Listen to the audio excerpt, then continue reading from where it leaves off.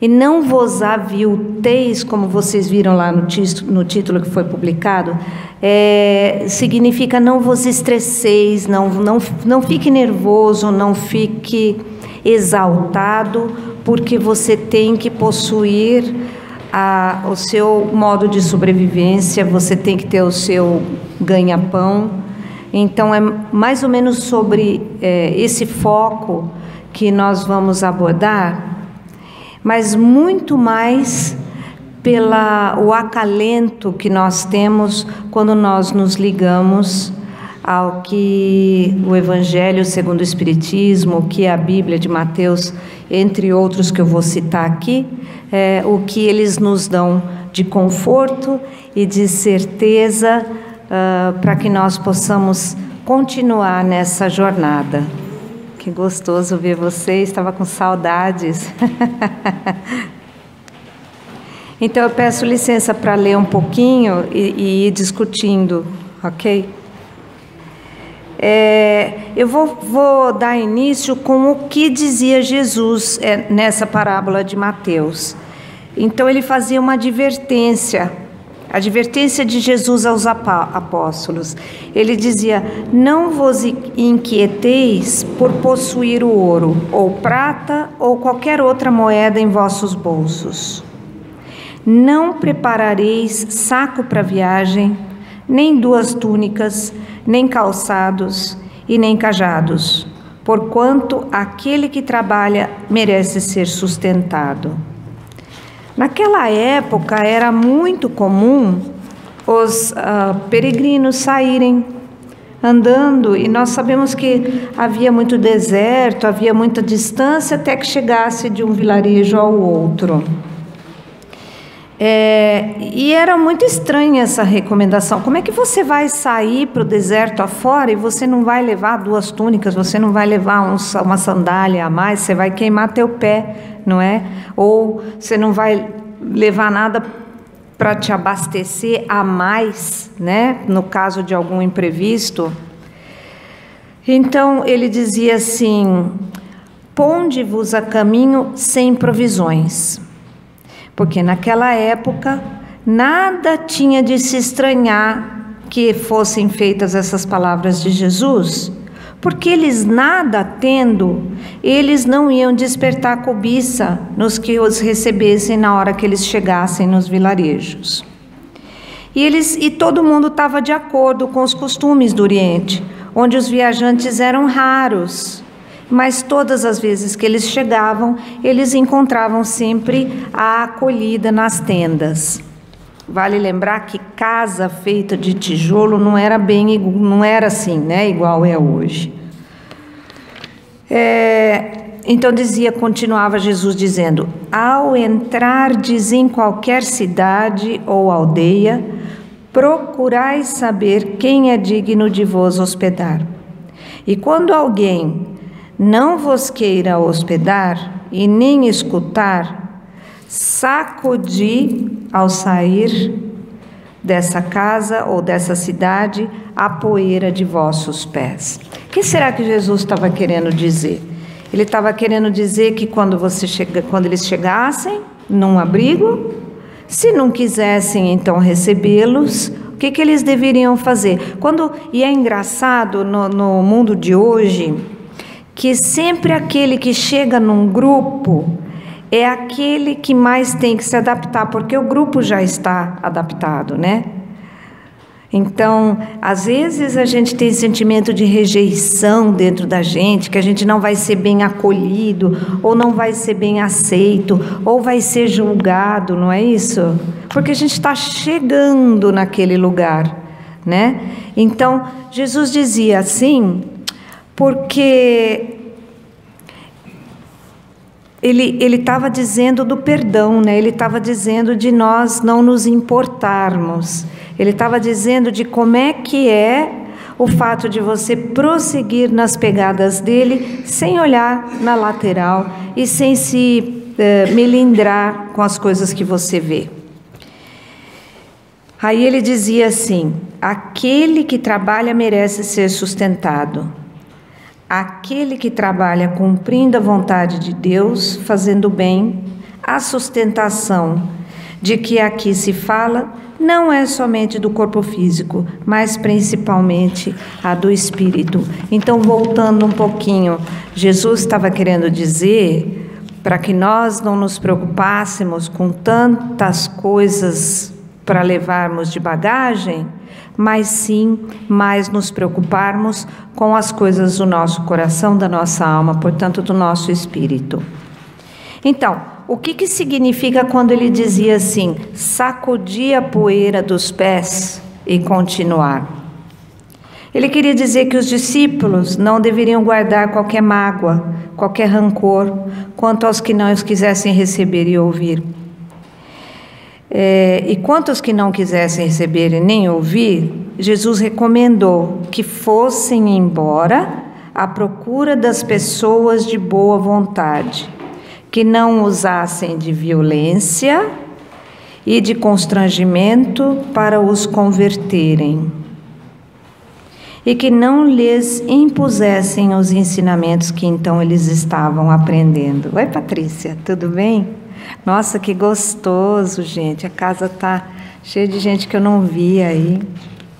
E aos que eu estou vendo pela primeira vez, eu estou vendo os olhinhos de você, está tão bom, de vocês também, está tão bom.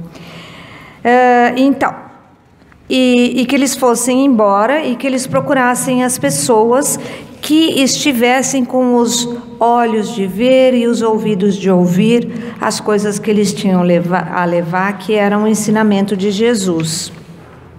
Então, e que eles continuassem e que eles também não amaldiçoassem ninguém. Bom, eu estava falando da história de Jesus. Então, nós fomos lá do passado, nos slides tem, sabe, aquelas coisas, aquelas cenas dos filmes que são passados de Jesus, e agora nós vamos vir para hoje, para a nossa atualidade. Grande parte das pessoas na sociedade de hoje se diz ser infeliz e frustrada. Aliás, tem uma estatística disso que eu andei procurando. Gente, 75% das pessoas do planeta, não é aqui em Piracicaba só não, no planeta, se dizem infelizes ou frustradas. Olha que coisa. Mas nós aqui, nós já nos perguntamos por que será que isso acontece, de ter tanta gente que se sente infeliz ou frustrada? Vamos parar para pensar um pouquinho, por que será, né? Muitos são os estudos feitos para se descobrir as possíveis causas da infelicidade do homem moderno. E todos esses estudos apontam para um único e grande causador de tudo isso: o próprio homem. Não existe nenhum fator externo que seja maior do que o que está dentro do próprio homem. É cientista, é psicólogo, é etc. e tal, fazendo pesquisa, e todos então, até hoje, até 2019, chegaram a esta conclusão e a esta resposta. O ser humano traz em sua bagagem, quando ele nasce, um plano de felicidade que ele traz de lá de cima. Todos nós já saímos de lá de cima, quando nós vamos estar encarnados aqui na Terra, a gente já vem, como diz, com o nosso chip aqui do computador, programado para a gente ser feliz. O que acontece? Quando a gente traz com a gente a felicidade, a gente traz basicamente três coisas, três motivações que nos levarão à satisfação pessoal, se nós conseguirmos manter essas três coisas ao longo da nossa vida. Olha só, uma delas que a gente traz na bagagem da gente é ter um relacionamento pessoal satisfatório. A gente nasce com vontade de se dar bem com todo mundo. A outra coisa é que a gente já nasce com vontade de ser útil na comunidade em que nós vivemos. E a terceira coisa é crescer como um indivíduo que vai alcançar o seu objetivo, a sua autorrealização.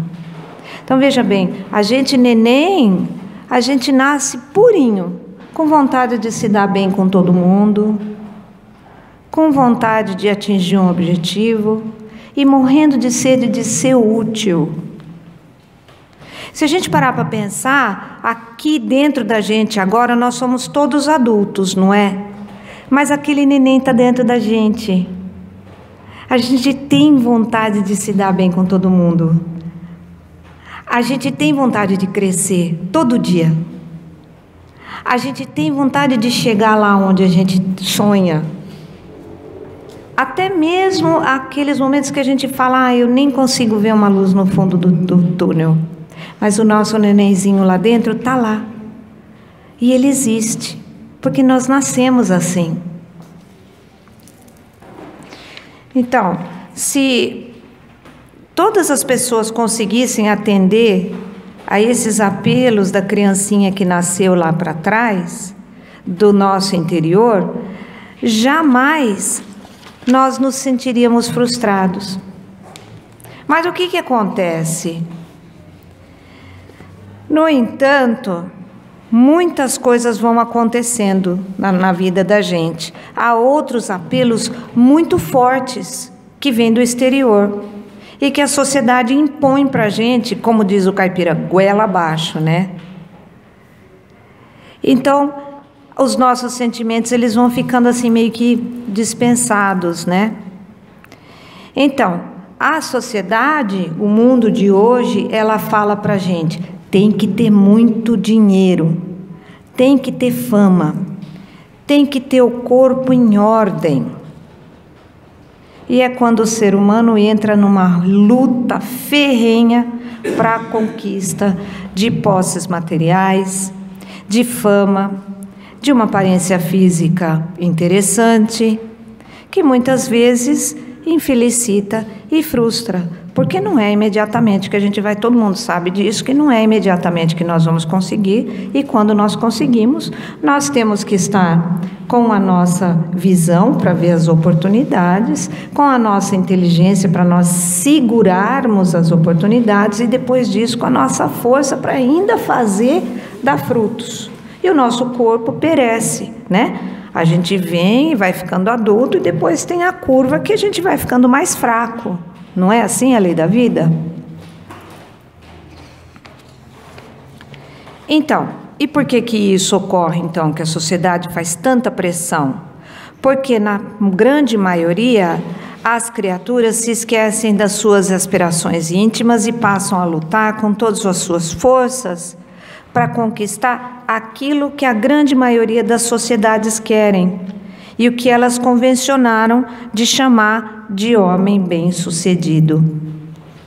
E para subir na vida, lá vai o cidadão que nasceu purinho, que são criaturas do bem, elas se esquecem e não se importam de passar por cima de seus semelhantes, e elas não se importam de se esgalfinhar uma outra, que dirá até matar uma outra, como a gente vê.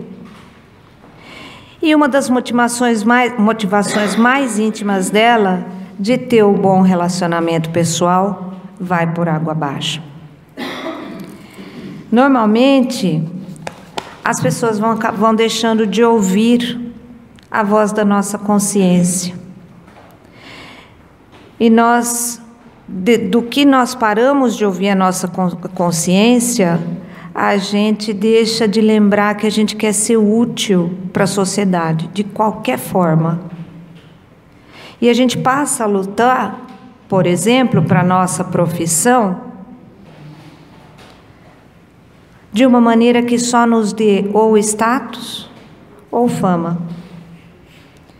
Se aspirar, por exemplo, a ser um profissional útil à sociedade, passa a ser da profissão um meio de ganhar dinheiro, de fazer fama, tornando-se um comerciante tão neném na sua caminhada, fazer do seu trabalho o que só atenderá se ele for pago e muito bem pago. E aí, para ser muito bem pago nesse mundão, tem que conservar a aparência. E para poder se manter fisicamente atraente, muitos indivíduos vivem a custas do quê? Remédio para dormir, remédio para tirar fome, remédio para ficar feliz, remédio para ser simpático. E o mundo dos laboratórios, não sei se por coincidência ou ainda por falta de nós estarmos evoluídos no planeta, ele cria um comprimidinho que é igual para todo mundo. É o comprimidinho da felicidade, não é? É o comprimidinho que tira... Mas cada um é um. Deus nos fez um diferente do outro. Então, nós não temos que copiar uma receita para ser feliz, porque não dá certo. Porque essa receita, ela é ímpar. Ela veio para cada um, exclusivo. Então, não adianta eu querer ter o trabalho do outro, ou eu ter o corpo do outro, ou eu ter a roupa do outro, ou eu tomar o remédio que o outro está tomando, ou, não é? Ou fazer a dieta que o outro está fazendo, porque é exclusivo meu. E quando o corpo físico cobra os seus tributos, em função da idade, o que acontece? Aí passa a se esticar. E passa a botar mais não sei o quê, e mais não sei o quê. Como se fosse possível enganar as leis de Deus e enganar a lei que rege a nossa matéria. Quando ainda mais jovens, por não dar conta da rotina maior, seja lá pelos estudos de faculdade, seja lá pelos estudos com o trabalho, seja lá ao se engajar numa sociedade, acaba se entregando a doses diárias de mais remédios para dormir, ou até para poder estudar, ou até para relaxar, ou até para sobreviver, ou até para se manter vivo. Então, o que o indivíduo não se dá conta é que quanto mais o indivíduo luta para ter, mais ele se esquece de ser e mais ele fica infeliz. Porque quando nós somos o que nós somos, a gente vai lutar com o que a gente tem e não com o que o outro tem. A gente vai lutar com os nossos recursos. Os que conseguem conquistar posses materiais, fama, uma boa aparência, de maneira assim frenética, né? Eles passam a empregar o tempo e a saúde apenas para se manter. E nós sabemos que a felicidade não depende da gente só se manter. A gente tem que cultivar, porque a felicidade, ela oscila, né? E os que não logram realizar esses sonhos estabelecidos pela sociedade se tornam tão tristes e frustrados, até porque eles se julgam incapazes para tal. A gente vai ficando impotente, desmotivado, desencorajado, indefeso. Agora, Jesus, o excelente psicólogo da humanidade, recomendou que nós envidássemos esforços para conquistar bens que nem a traça nem a ferrugem consomem. Ai, como é bom a gente estudar os passos de Jesus, porque esse estudo ninguém tira da gente. E tem uma coisa, esse tipo de coisa que a gente faz, estudando os ensinamentos de Jesus, faz crescer, faz ficar cada vez melhor. Não tem essa curva de cair. Porque as nossas virtudes, elas passam de vida para vida. Ainda lembrando uma coisa que eu não posso deixar de esquecer, que eu devia ter anotado aqui, mas os mentores me fazem lembrar, que é o seguinte, o espírita, que portanto estuda Kardec, ele fala da reencarnação. As outras posições religiosas falam de uma vida só. Então eu quero deixar um parênteses aqui. Não é porque nós espíritas falamos de reencarnação e que nós achamos que nós temos mais chances e mais chances, que quando nós voltarmos, quando a Lígia voltar, ela não vai voltar Lígia, ela vai voltar Maria, José, João, enfim, seja lá quem for, não é? A gente deixa nossa casca aqui, sobe como espírito, volta outra vez, mas quem é que garante, não é? Que a gente vai voltar com os mesmos olhos, a mesma altura, o mesmo não sei o quê, não é? Então, essa história da gente empurrar com a barriga e falar, ai, não vai dar certo, eu sou espírita, deixa, eu acabo de resgatar na próxima, ok. Só que nós temos que lembrar que o que nós vamos resgatar na próxima, se a gente encher nossa bagagem de virtudes, quando a gente vai voltar, a gente já vai voltar outra pessoa. Então, realmente, é só uma vida que a gente tem de cada uma dessas vidas, é só uma oportunidade que a gente tem de fazer bom, fazer bem.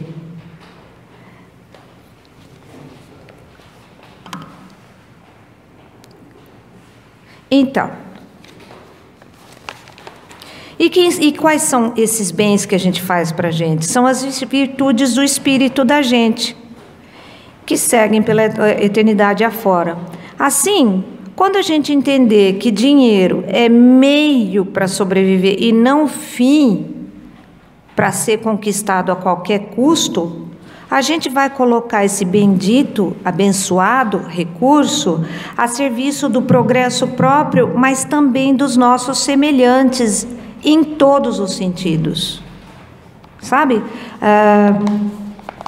É compartilhar mesmo, no sentido de compartilhar mesmo. Porque se eu não crescer, se eu não der o meu exemplo cristão, aquele do que está do meu lado, talvez não tenha um exemplo para seguir. Porém, se eu compartilhar do meu melhor jeito de viver, confiando em Deus, que o meu ganha-pão virá, é só eu fazer a minha parte. E aqueles que estão do lado também farão a parte. É uma coisa que vai movendo como se fosse uma engrenagem. Então, não vos inquieteis pela posse do ouro, recomenda Jesus. E na parábola, por exemplo, do rico fazendeiro, que só se importava em encher os celeiros de forma egoísta. Quanto mais ele via as sacas dos grãos crescerem, mais ele queria colocar lá no celeiro. O que aconteceu? Jesus, ao passar, falou para ele: insensato que sois, ainda esta noite lhe exigirão a alma. Ele estava dizendo para esse homem que estava angariando grãos e grãos e grãos, que ele ia desencarnar. Então, o que adiantou? Não é? Ele tem um celeiro cheio de grãos, os que trabalhavam ali no campo passando fome, quando ele poderia ter compartilhado os grãos e ter desencarnado com uma consciência mais leve.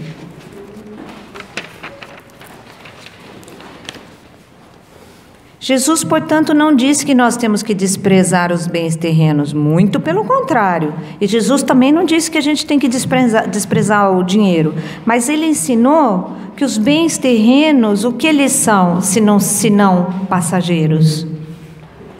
Os bens terrenos ficam aqui. E quando nós daqui partimos, não vale a pena ganhar a vida, perder a si mesmo. Então, claro que nós temos que trabalhar, claro que nós temos que tirar o nosso sustento e, se possível, se nós conseguirmos prosperar, levar outros também junto com a nossa prosperidade, mas a gente não pode vender a nossa dignidade e vender as nossas virtudes e vender a nossa atitude cristã. Acima de tudo, o que a gente traz na alma ainda vale mais. Então, trata-se de um conjunto de valores que expressam uma vida muito bem aproveitada. Quais são esses valores que a gente pode lembrar? A doçura de olhar, a doçura da palavra, a doçura da atitude. A paciência, que a gente fala que já, hoje eu perdi a paciência. Bom, então se perdeu é porque nunca teve, né? Porque nunca, não achou ainda, né?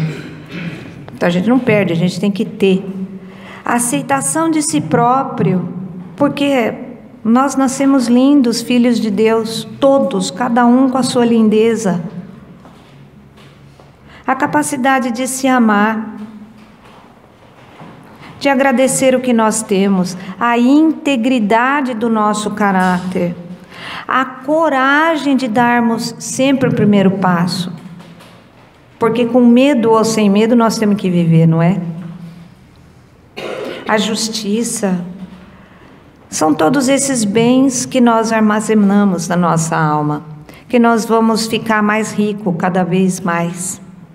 E se a gente olhar ao redor, a gente vai ver desperdício. As pessoas se esforçam pouco para se esclarecer interiormente. Nós estudamos a nossa natureza humana para poder falar dela com sabedoria, para poder falar que a gente sabe mais alguma coisa. E eu não estou falando de livro só, não. Estou falando de qualquer coisa. De fritar um ovo melhor do que o outro frita o ovo, lavar uma roupa melhor do que o outro lava, né? Uma competição tão inútil, né?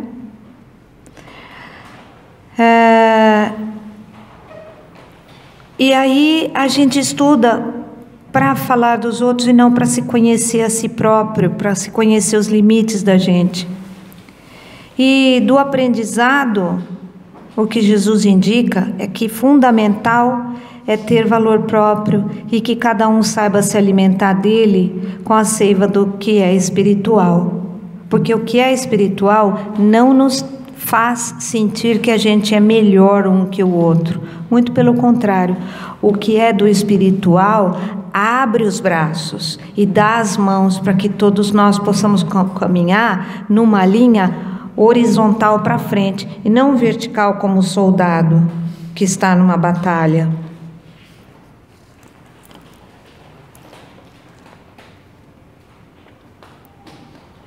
Mas não, muitas vezes nós temos que levar um grande susto, um arrebate na vida da gente, um grande tropeço, para a gente entender que o caminho que nós estamos percorrendo tem que ser diferente.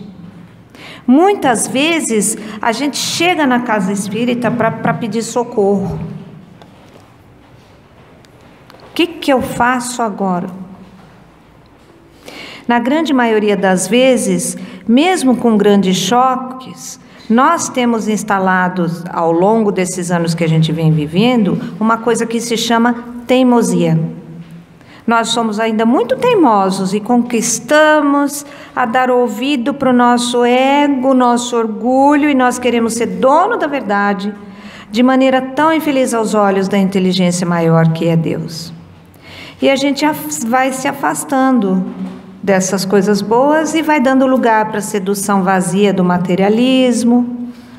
E o nosso espírito pode ficar muito longe de renovar nossas esperanças, de abraçar no amor os interesses dominantes, as nossas inclinações, porque quando com solitude a gente constrói o universo das virtudes. O que eu quero dizer? Solidão não é solitude.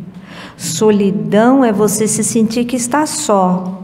Solitude é você se deliciar com os seus momentos que você está crescendo. E a caminhada, o crescimento é solo, é carreira solo de cada um. Os mentores podem ser as nossas muletas, mas eles jamais poderão ser as nossas próprias pernas. O lenitivo, as bandagens de cura da nossa alma estão a todo tempo disponíveis na farmácia espiritual. Mas de nada adianta se nós continuarmos tropeçando de novo e machucando a mesma ferida, porque não haverá bandagem de cura que cessará um processo que nós não estamos deixando que cure. Então, quando nós deixamos que Jesus entre no nosso coração para curar as nossas chagas, os nossos medos, nós temos a responsabilidade de honrar essa cura e permanecermos nessa cura.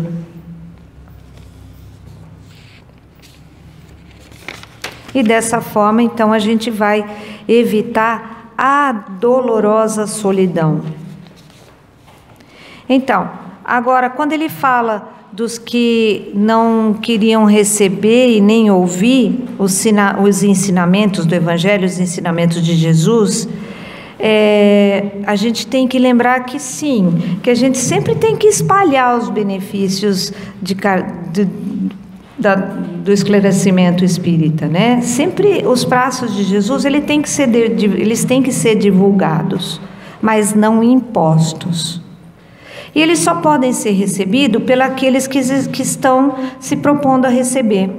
Então, façamos a nossa parte e deixemos a cargo da providência divina aqueles que se mostrem,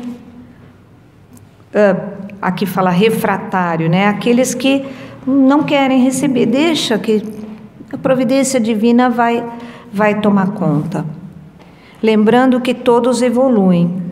Querendo ou não, nós vamos evoluir.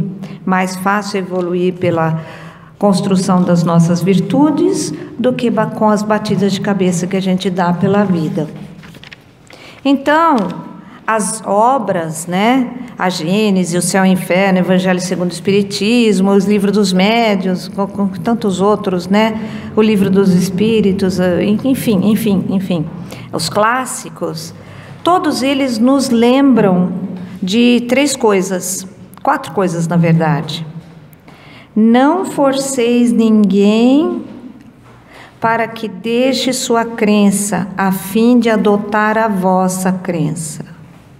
Outra coisa, acolhei os que venham ter convosco e deixai-os tranquilos os que vos repelem.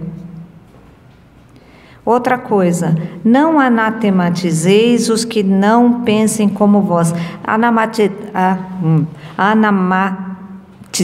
Anatematizeis significa assim, não amaldiçoa, não fique falando mal daquele que não acredita a mesma coisa que você, que não pensa como você. E por último, não violenteis nenhuma consciência, porque você, antes de mais nada, tem a sua para cuidar. E aí, estamos chegando já no fim, tem uma frase muito legal, que até no slide tem uma figurinha do Chico Xavier, assim, não é do Chico, mas que eu achei muito interessante, que diz assim: qual é o peso, qual é o seu peso? Qual é o seu valor aqui na Terra? Você vale pelo que você é, e não pelo que você tem, ou por sua aparência física, ou por o seu comportamento artificial. As virtudes são os tesouros mais preciosos que você pode conquistar. E lembre-se sempre que nada vale a pena se nós tivermos que abrir mão da nossa dignidade, da nossa honradez e dos nossos valores nobres. E depois, nos slides também, eu cito lá Lucas, Provérbios, Eclesiastes, aonde Jesus diz várias vezes, né, frases assim como todos os bens que tendes aquilhoados ficarão na terra. Em Provérbios ele diz: os tesouros que são fruto da desonestidade de nada valem, mas da justiça te livra a morte. Depois, em outro Provérbios, ele diz: não te felicites pelo dia da manhã, pois não sabes o que hoje você pode gerar. Então, vamos ser felizes hoje. O que vem amanhã é consequência divina pela nossa boa vivência de hoje. Para o homem não existe nada melhor do que comer, beber e se alegrar no trabalho que realiza. Contudo, compreendamos que mesmo com todos esses prazeres, eles só podem nos ser concedidos pelas mãos de Deus. Reflexão, então, da noite. As virtudes são os tesouros mais preciosos, como nós falamos, né? E nada vale a pena se nós tivermos que abrir a mão da nossa dignidade e da nossa honradez. Então, como é que a gente faz para lembrar disso?